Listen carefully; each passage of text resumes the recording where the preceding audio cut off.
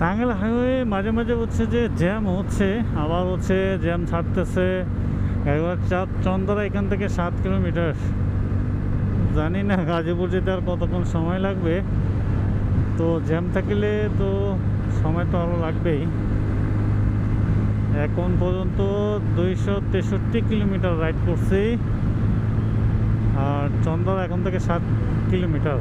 7 kilometre হলে হয়ে যাবে, তারপর দিন ওইদিকে যেতে হবে গাজীপুর পর্যন্ত, যতক্ষণ সময় লাগে বোটবাজার।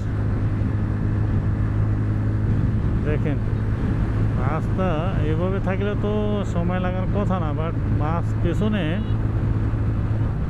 এত পরিমাণ জ্যাম ছিল, যাত্রী ওটা একবারে রাস্তার মাঝখানে।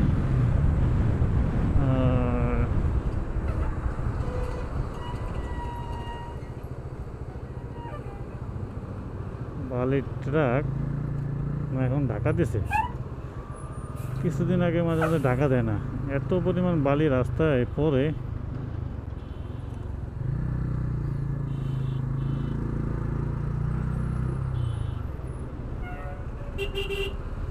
কি হলো আবার?